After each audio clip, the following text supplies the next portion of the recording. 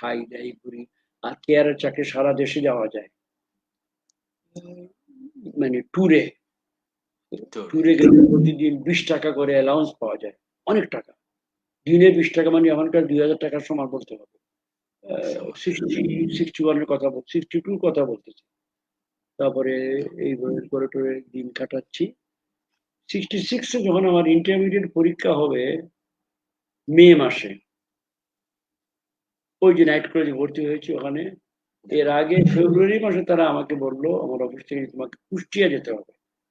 2-3টা সাহেব কুষ্টিয়া যাবে, তুমি আগে গিয়ে থাকা টাকার জায়গা টাকা circuit house market house DC সাহেবকে, কোথায় ডিসি সাহেব তো চিনি না তখন, এটা এই ব্যবস্থা করতে হবে তোমার। তারপরে আমি আগের দিন যাব। এটা ছিল 1966-এর ফেব্রুয়ারি মাসের 2 তারিখ। এই আরেক ঘটনা আমার জীবনের মূল পরিবর্তন। বুধবার ফেব্রুয়ারি 2 তারিখ 1966-এ আমি এয়ারপোর্টে, তখন আমার বন্ধু বন্ধু ঢাকা হয়ে গেছে, আমি একা একা চলাফেরা করতে, টাকাও পকেটে আছে, তখন আর সেই দরিদ্র বালক নই আর এখন। তো আমি গেলাম এয়ারপোর্টে, গিয়ে আমি উঠলাম প্লেনে। প্লেন মানে হেলিকপ্টার, তখন পিআইএ হেলিকপ্টার চালাতো, যেসব জায়গায় প্লেন নামতে পারে না, এয়ারপোর্ট নাই, ওইসব জায়গায় হেলিকপ্টার সার্ভিস ছিল পিআইএর। হেলিকপ্টারে উঠলাম, বড় হেলিকপ্টার, আনন্দে উঠলাম, উঠে টেক অফ করলো। প্রথম নামবে ফরিদপুর, তারপরে যাবে কুষ্টিয়া যেখানে আমি যাব। আমার টিকিট কুষ্টিয়া। ফরিদপুর নামার আগে তখন বাজে 2টা18-19 মতো বিকালে, গন্ডগোল আওয়াজ, দিস দ্যাট, কাচ্চিত হয়ে গিয়ে পুড়ুম মাটিতে পড়ে গেল। পড়ে গিয়ে burst into flames, all died except me. 23 জন অন দ্য স্পট প্লেনের ভিতরে মারা গেলেন, পুড়ে গেলেন, কাউকে চেনাও গেল না অনেকে। আর আমি কিন্তু মোটামুটি অক্ষত অবস্থায় বেরিয়ে আসতে পারলাম।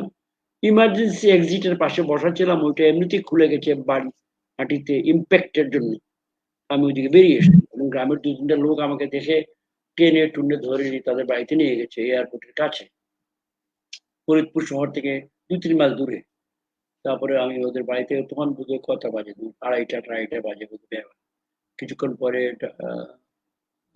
শহর থেকে লোক দৌড়ায় আসছে, কারণ প্লেন পড়ছে, দেখছে আগুন লাগছে, অনেক লোক আসছে। ডিসি সাহেবরা, এসপি সাহেবরা তো আসার কথা, তারাও আসছে দৌড়ায়।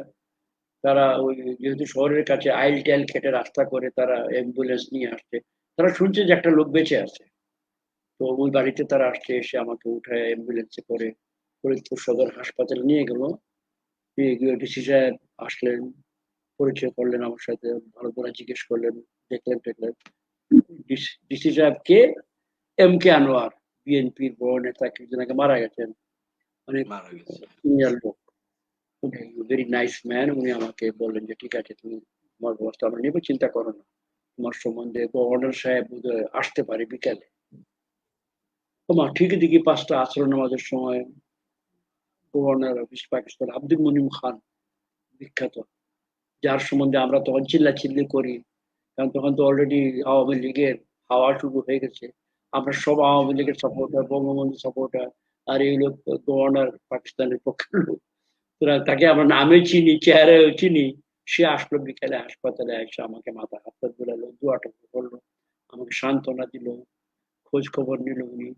আর বললো আমার ছেলে মারা গেছে কয়েকদিন আগে কায়রো এয়ারপোর্ট, কায়রোতে একটা ক্রেশ হয়েছিল আমার ক্রেশের আগে, পিআইএ প্লেন, ওখানে উনি একটা ছেলে মারা গেছে।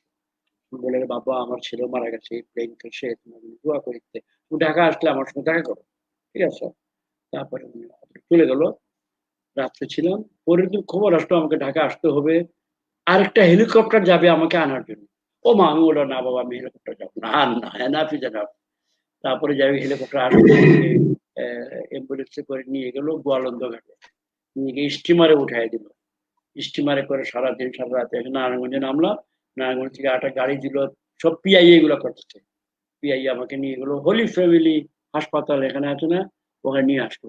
আইনা পরে আমার চিকিৎসা, তখন আমার ডান হাত ভাঙ্গা ছিল, এটা বলি নাই তখন, ওই প্লেন ক্র্যাশ করে ডান হাত ভেঙে ভীষণ ব্যথা, এবং বেঁধে রেঁধে দিল ফরিদপুর হাসপাতালে, নিয়ে আসলো, এখানে ভর্তি করলো হোলি ফ্যামিলি হাসপাতাল। ওখানে 21 দিন ছিলাম, হাতটা রিপেয়ার টিপেয়ার করলো।